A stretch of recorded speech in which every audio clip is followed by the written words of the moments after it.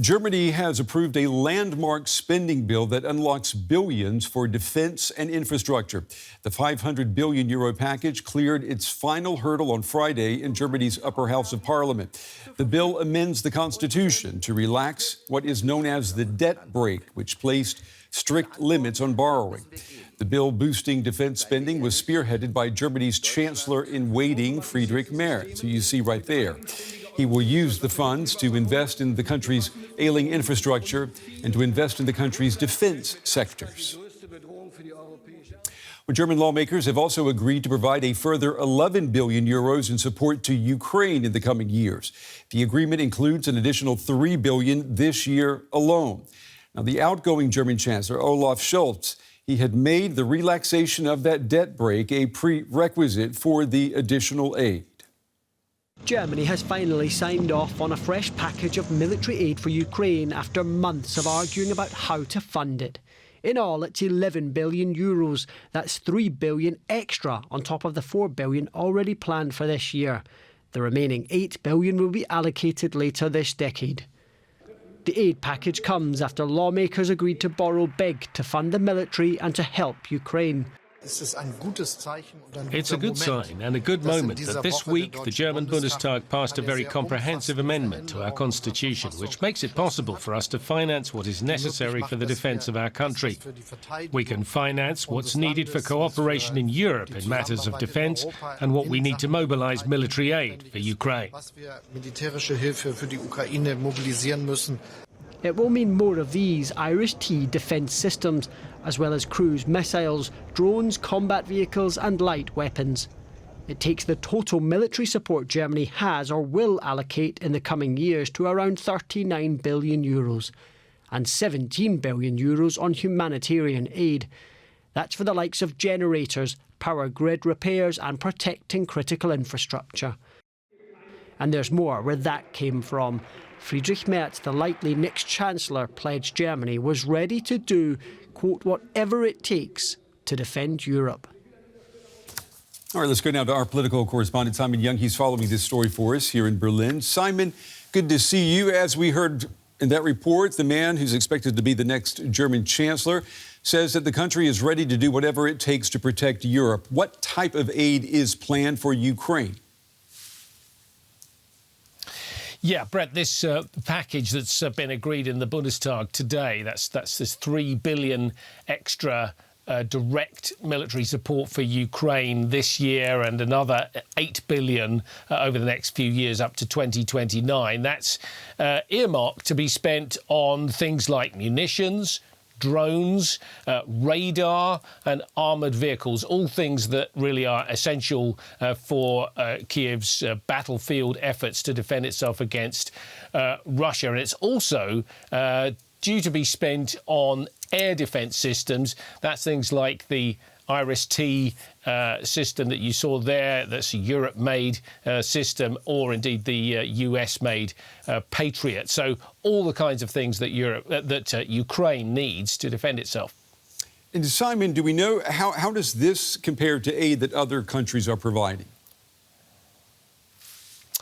Well, in absolute terms, the United States is so far the biggest provider of military aid to Ukraine, and in second place comes Germany with about 28 billion euros worth of support that they've provided so far. The UK is just some way behind that, although if you do the calculation slightly differently and add in the cost of looking after refugees from Ukraine, it's actually Poland that comes in third spot. And indeed, if you do the numbers a slightly different way and compare with countries' GDP, then it's the Baltic countries and the Scandinavians, places like Estonia and Lithuania, and also Denmark that come out top there. Also Poland as well, because these are the countries probably that feel the threat from Russia most. They're, after all,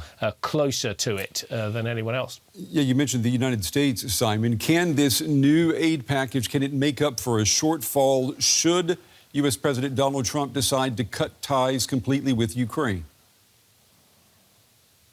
Well, the short answer to that is definitely no, it can't. I mean, you know, currently the military support for Ukraine is about coming very roughly half and half from the United States and from the European countries. So if the United States pulled back completely, the Europeans would have to sort of double their contribution. And another point, of course, is there are certain types of support that only the US can provide, including things like satellite sourced intelligence. And we saw recently what happened when Donald Trump refused that to Kiev for a while. It really puts the Ukrainians at a serious disadvantage, and the Europeans are not in a position to replace that right now. Our political correspondent Simon Young with the latest tonight from right here in Berlin. Simon, thank you. And I'm joined now by Benjamin Tallis. He is director of the Democratic Strategy Initiative right here in Berlin. Ben, it's good to see you again. As we heard there in that report, fresh aid is soon to be on its way to Ukraine. What kind of aid can Kyiv expect? Good evening, Brent. Good to be back with you. Well, as was said in the report, some air defense systems and interceptors, although they might take a little time to arrive.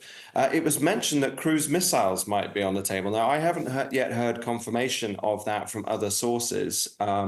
If it did mean that, there would be a serious question about whether Taurus was being delivered, but I think we need to wait for confirmation on that. Otherwise, we're talking about drones and surveillance equipment, sensor equipment, and some basic light weapons and so on. So a mix across the board of things that Ukraine needs. But I can imagine we'll also see some of the package going forward spent on supporting Ukrainian industry, which is extremely efficient and cost effective at producing both drones and longer range strike weapons. This comes with a new push to make Germany, to make the European Union militarily independent from the United States. With that in mind, do we know what is Germany planning to do with all of this new money?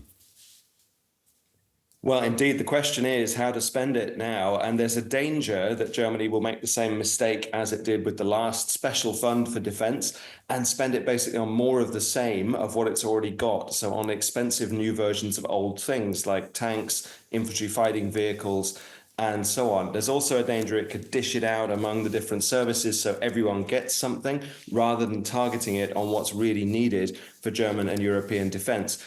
Instead, what I think Germany should be doing is really focusing on what can get it the combat power it needs in the time we need it, bearing in mind that we need to be ready to defeat a Russian attack, not just defend against it, within 3 to 5 years. So that means focusing on emerging defense technologies, things like strike drones, as well as battle networks that can help upgrade the capabilities we already have. Beyond that, I think we should be looking for long-range precision strike weapons, more cruise missiles, and a much deeper magazine, as it's called, a deeper depth of munitions for our air forces, which is a real advantage that Germany and other countries have. So the real question is, how do we get the maximum amount of combat power in the shortest amount of time, while also preparing our industry for what's to come? Yeah, I know people have been calling for this kind of transformation for years. That includes you. But I'm wondering, how realistic is it? 3 to 5 years. Do you really believe that Germany or Europe's militaries will be up to the task in 5 years to replace the United States? Well, we're going to have to be, because we're now reliant on an ally we can't rely on. And so we are basically on our own in this, and we face an urgent military as well as political threat from Russia. So again, this is why we have to focus on getting ready in that time frame. If it doesn't come in time, it's not what we need. It has to be the message. In the longer term, we can think about that kind of planning, but we really have to focus, and Germany's decision makers have to focus on getting that combat power where we need it in that 3 to 5 year time frame. So this means light footprint. It means mass producible, simpler, faster, cheaper, smarter, rather than the old, heavy, expensive systems that take a long time to produce are massively expensive and dangerous to risk in combat, moving towards this model of attritable mass. And what we've seen with technological development in the last few years is you can actually get a lot more combat power for a lot less money, a lot quicker than you used to. And we'd be fools not to do that, because that would also play to Europe's strengths in innovation and industry. You know, U.S. President Donald Trump, he's been saying for years that Europe is overly reliant on the United States for defense. I mean, he was saying that as far back as 2016. So I'm talking about, what, 5, 8, 9 years ago. Is Germany 9 years a little late with this initiative? It is, but it's not going to get a day earlier if we keep putting it off. So the time has to be now. And indeed, it should have been before, but now is the next best time we can do it. So this time, Germany has to actually get it right. We've had long expectations, as you mentioned, of Germany stepping up. The famous Zeitenwende speech 3 years ago from Olaf Scholz, which promised a change that never came. Now there is actually a chance to make the real change that Germany needs. And it's worth noting that both the massive, whatever it takes, defense spending pledge and the promise of 500 billion euros to restore German infrastructure, to give Germans credible hope of a better future, are really significant steps if it is now implemented correctly, procured correctly, and spent correctly. Benjamin Tallis with the Democratic Strategy Initiative here in Berlin. It's always been, we appreciate your time and your insights, especially on this Friday night. Thank you. Thanks a lot, Brad.